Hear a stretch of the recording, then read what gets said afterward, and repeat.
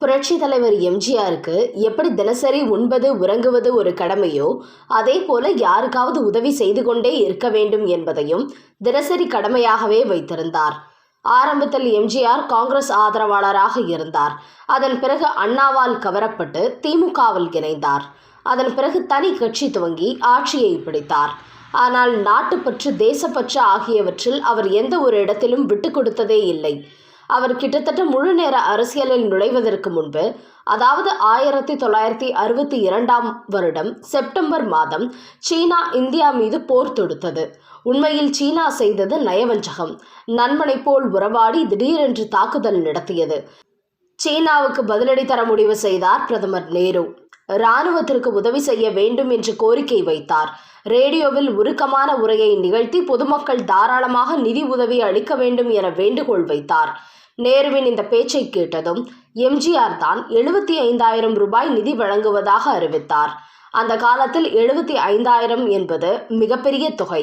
அறிவித்ததுடன் நிற்காமல் உடனடியாக முதல் தவணையாக அதில் 25,000 ரூபாயை அன்றைய முதல்வர் காமராஜரிடம் ஒப்படைக்க வேண்டும் என்பதற்காக 25,000 ரூபாய்க்கு காசோலை ஒன்றை எழுதி எடுத்துக்கொண்டு முதல்வரின் வீடு தேடி நேரில் சென்றார் எம்ஜிஆர்.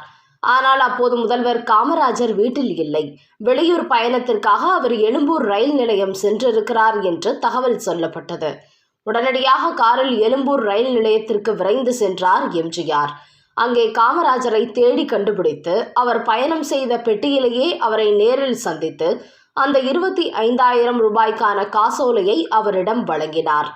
இப்படி தன்னை தேடி பிடித்து நேரிலேயே பார்த்த இராணுவ நிதி வழங்கிய எம்ஜிஆரை பார்த்து நெகிழ்ந்து போன காமராஜர் மிக்க மகிழ்ச்சி என்றார். அது மட்டுமல்ல, இந்த விஷயத்தை பத்திரிகைகளுக்கு செய்தியாகவும் தந்தார் காமராஜர். எம்ஜிஆர் நிதி அளித்த செய்தி தெரிந்தால் மக்கள் பலர் ஆர்வமுடன் தாங்களும் முன்வருவார்கள் என்று யோசித்துதான் அப்படி செய்தார் காமராஜர்.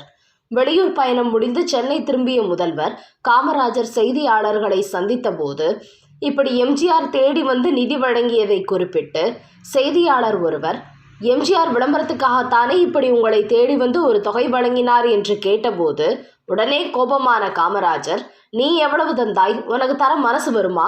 நேரு ரேடியோவில் பேசப் போகிறார் என்று எம்ஜிஆருக்கு தெரியுமா? நான் ரயிலில் வெளியூர் பயணம் போகிறேன் என்பதெல்லாம் அவருக்கு தெரியுமா? இதெல்லாம் அவர் மனதில் உடனே தோன்றியதும் உடனே அவர் செய்தது. எம்ஜிஆர் கொடுத்த காசோலையை பார்த்ததும் நானே பிரமித்து போய்விட்டேன். அதனால்தான் பத்திரிகைகளுக்கு செய்தி தர சொன்னேன் என்று பொரிந்து தள்ளிவிட்ட காமராஜர் எம்ஜிஆரின் நாட்டுப்பற்றையும் போற்றினார். தான் 75,000 ரூபாய் நிதி அளிக்க இருப்பதையும் முதல் தவணையாக 25,000 ரூபாய் முதல்வரிடம் தந்திருப்பதையும் பிரதமர் நேருவுக்கு கடிதம் மூலம் தெரிவித்தார் எம்ஜிஆர். அதற்கு நன்றி தெரிவித்து எம்ஜிஆருக்கு தன் கைப்பட கடிதம் எழுதினார் பிரதமர் நேரு. ஒரு சமயம் இதயவீணை படத்தின் படப்பிடிப்பிற்காக எம்ஜிஆர் காஷ்மீர் சென்றிருந்தார். அங்கு ஒரு ஹோட்டலில் தங்கியிருந்தார். அங்கு அவரை இராணுவத்தினர் சந்தித்தனர். இராணுவ சங்கம் அவருக்கு வரவேற்பு அளிக்க இருப்பதாகவும் அதற்கு எம்ஜிஆர் தவறாமல் வந்து கலந்து கொள்ள வேண்டும் என்றும் அழைப்பு விடுத்தனர். இதனையடுத்து வெறும் கையோடு அங்கே செல்ல விரும்பாமல் இராணுவ வீரர்கள் சங்கத்திற்கு தன்னால் இயன்ற கணிசமான நிதி வழங்க விரும்பினார் எம்ஜிஆர். படப்பிடிப்பிற்காக வெளியூருக்கு வந்திருந்ததால் அப்போது எம்ஜிஆரிடம் போதிய அளவில் பணம் இல்லை. தயாரிப்பாளரிடமும் குறிப்பிட்ட அளவிற்கு மேல் பணம் இல்லை. எனவே தனக்கு தெரிந்த ஒரு தமிழக தொழிலதிபரிடம் போன் செய்து ஒரு பெரிய தொகையை கடனாக கேட்டார் எம்ஜிஆர். சென்னை வந்ததும் திருப்பி தருவதாக கூறினார். அந்த தொழிலதிபர் தயங்கியபடி எம்ஜிஆரிடம், தவறாக நினைக்க வேண்டாம், இராணுவத்தினர் உங்களை விரும்பி அழைத்துள்ளனர், அதற்கு இவ்வளவு பெரிய தொகை ஏன் தர வேண்டும்? ஒரு சிறிய தொகை போதுமே என்று கேட்டுள்ளார். அதற்கு கோபப்பட்ட எம்ஜிஆர், நீங்களும் நானும் சென்னையில் இருந்து கொண்டு லட்ச லட்சமாக சம்பாதித்துக் கொண்டு நிம்மதியாக இருப்பதற்கு காரணம் இந்த இராணுவ வீரர்கள்தான். நாட்டை பாதுகாக்கும் இராணுவத்தை கொச்சைப்படுத்த வேண்டாம். அவர்களுடைய உழைப்பும் தியாகமும் ஈடு செய்ய முடியாதது என்றார் எம்ஜிஆர். உடனடியாக தனது செயலுக்கு மன்னிப்பு கேட்ட தொழிலதிபர் பணத்துக்கு ஏற்பாடு செய்து கொடுத்தார். அதன் பிறகு அந்த விழாவில் கலந்து கொண்ட எம்ஜிஆர் இராணுவ சங்கத்திற்கு ஒரு குறிப்பிட்ட பெரிய தொகையை நிதியாக அளித்தார். இராணுவத்தினருக்கு அது இன்ப அதிர்ச்சியாக இருந்தது. எம்ஜிஆருக்கு நன்றி சொல்லி நெகிழ்ந்து போனார்கள்.